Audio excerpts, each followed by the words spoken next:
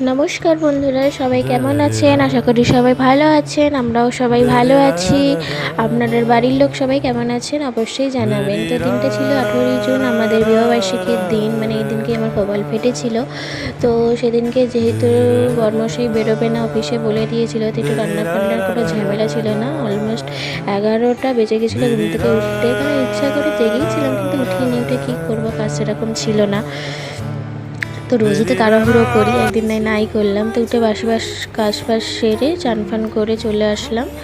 তো আমার ঘরে কটা ঠাকুর আছে, সেগুলোকে পুজো দেবো। কারণ ওপরে ঠাকুর ঘরে অনেক ঠাকুর আছে, আর আমার ঘরেও ঠাকুর আছে, আমার বড় জায়ের ঘরেও ঠাকুর আছে। কারণ এগুলো হচ্ছে গিফটে পাওয়া, সেহেতু ঠাকুর ঘরে অনেক ঠাকুর আছে। সেই জন্য যেগুলো গিফটে পেয়েছিল যে যার ঘরেই প্রতিষ্ঠান করে রেখে দিয়েছে।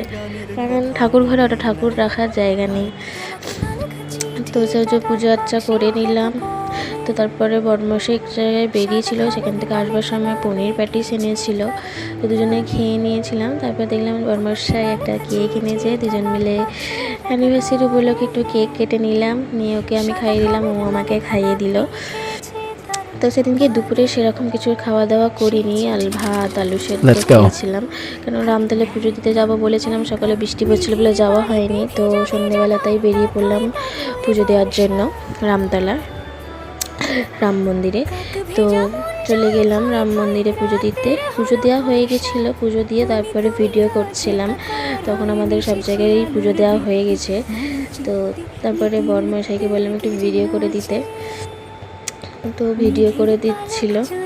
আশপাশে সেরকম বৃষ্টি পড়ছিল বলে আশপাশে সেরকম দোকানপাট বসেনি। তো রাম মন্দিরে আসলে এই হনুমানজির কাছে বসতে আমার খুব ভালো লাগে।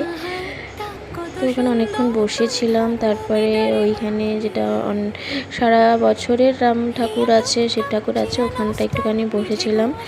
নিয়ে তারপরে ভাবলাম একটা ইনস্টার জন্য ভিডিও করে নিই। তারপরে ইনস্টার জন্য একটা ভিডিও করে নিলাম, ট্রেন্ডিং ভিডিও, তোমার হাত ধরে।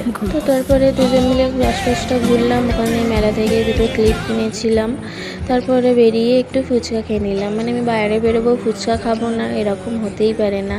কারণ আমি বাইরে বেরোলে ফুচকা খাই, কেন ফুচকা খেতে খুব ভালো লাগে, মানে আমার ফেভারিট ফুচকা।